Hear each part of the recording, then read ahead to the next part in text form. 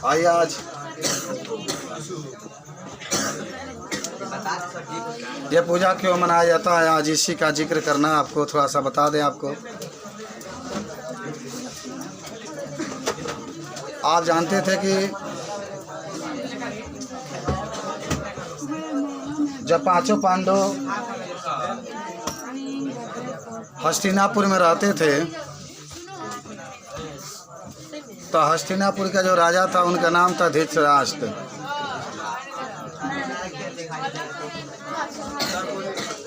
तो धृतराष्ट्र वहाँ के राजा बने थे। यार जाके जगह लेके बैठो ना, इतना बेंच खाली है यार, कहीं बैठ जाओ।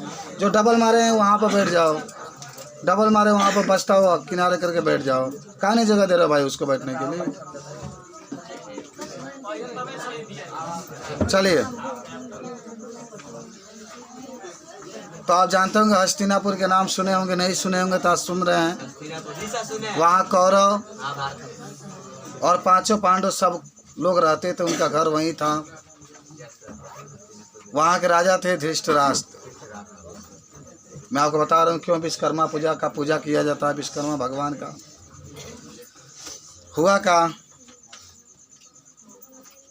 कि आप जानते होंगे धृतराष्ट्र का एक लड़का भी था, बहुत ही लड़के तो बहुत थे, लेकिन दुर्योधन का नाम आप सुने होंगे, जो आप कह सकते हैं कि आके यहाँ बैठ जाइएगा।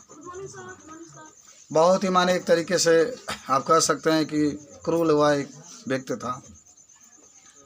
वह पांचों पांडवों को देखना नहीं चाहता था। पांचों पांडवों का मतलब जानते हैं ना, पहला नाम था युधिष्ठिर, दूसरा अर्जुन, तीसरा भीम, चौथा नकुल, पांचवा सहदेव। वहाँ बचता तो नहीं है बाबू, बचता के एक पास इकट्ठा कर लो,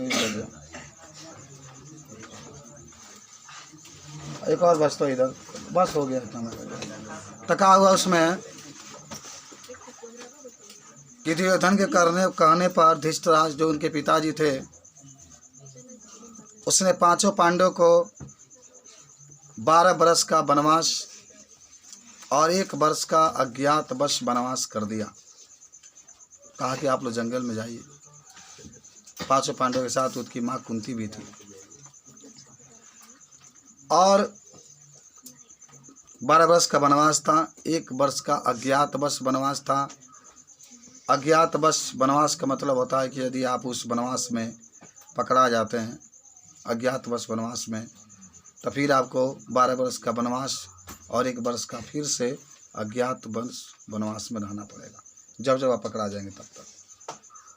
वो चाहता नहीं था दुर्योधन की 5 पांडवों को यहाँ पर कुछ दिया जाए। ऐसा ही हुआ।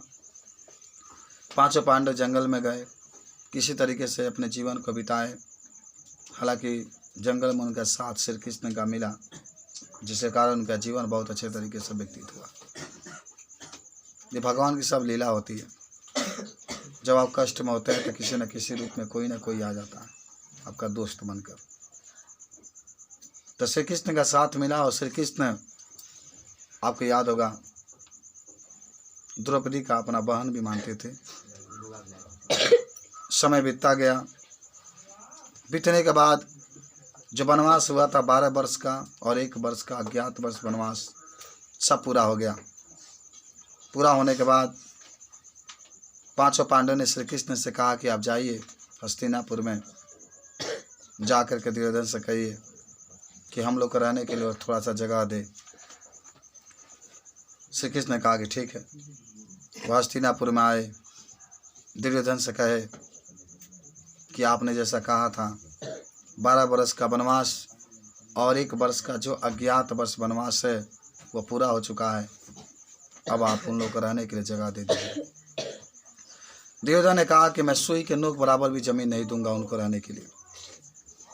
तो श्री कृष्ण ने कहा कि वो भी तुम्हारे भाई की तरह हैं, तुम्हारे परिवार के एक हिस्सा हैं और तुम्हें रखने के लिए जगह देना चाहिए। कहाँ रहेंगे वो सब? और 1 मिनट, चलिए। तका हुआ कि श्री कृष्ण जी आए, कहे कि आप उन लोग का वनवास पूरा हो गया है, तो रहने के लिए जगह जमीन दे दीजिए। दुर्योधन ने कहा कि हम सुई के नोक बराबर भी नहीं देंगे। श्री कृष्ण ने कहा कि गलत बात है।